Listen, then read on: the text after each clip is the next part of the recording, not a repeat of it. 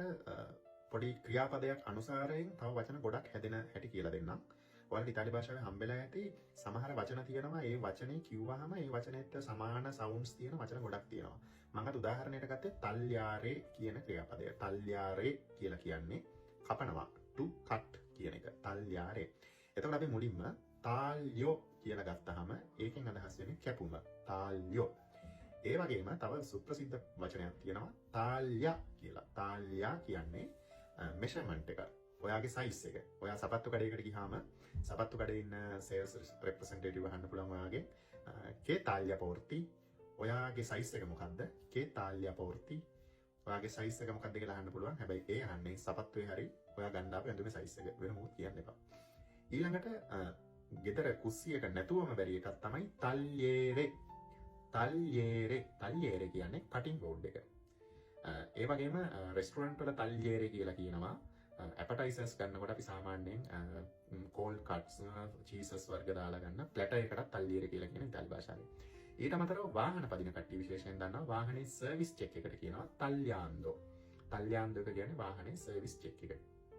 ඊට පස්සේ තව වචනයක් තියෙනවා ritaglio. ritaglio කියන්නේ මොකක් හරි මූලික කැපීමකින් අවශේෂ වෙච්ච නැවත කැපීමක්.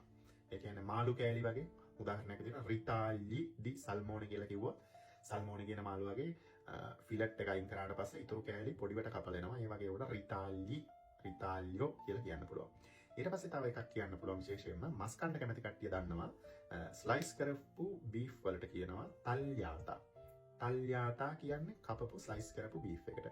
ඒ වගේම තව එකක් තියෙනවා sotto taglio. sotto taglio කියන එක ප්‍රසිද්ධයි. ඒක හැබැයි කොණ්ඩේ කපන සබ්ජෙක්ට් එකට අදාළව එකක් තමයි sotto taglio කියන අන්ඩර් කට් එකක්. ඒක සාමාන්‍යයෙන් එහෙම ගත්තට හිසකේ සම්බන්ධම වෙන්න ඕනේ මොකක් හරි දෙයකින් යටින් කැපුමක් දානවා අන්ඩර් කට් එක. sotto taglio. එහෙම කියලා කියන්න පුළුවන්. ඒ කියන්නේ "ho chiesto al parrucchiere sotto taglio ai lati." un sotto taglio ai lati side එකෙන් පොඩි යටින් කැපුමක් දාලා කොණ්ඩේ සකස් කරන්න කිව්වා කියලා අපිට කියන්න පුළුවන්. එතකොට ඒ තමයි tagliare කියන වචනය අනුසාරයෙන් හැදෙන නාමපද.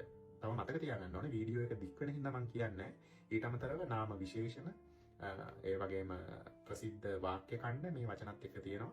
ඒක අපි වෙන වෙලාවක සාකච්ඡා කරමු. මම අද මේ ඔයාලට කිව්වේ tagliare කියන පදේ අනුසාරයෙන් ඒහා බැඳුණු ඒහා මුල් විහිදුණු අවශේෂ නාමපද ටිකක් තමයි මම ඔයාලට කිව්වේ. මට මොනවා හරි මිස් වුණා නම් කමෙන්ට් එකක් දාන්න. අපි ඊළඟ පාඩමේදී නැවත හමු වෙමු.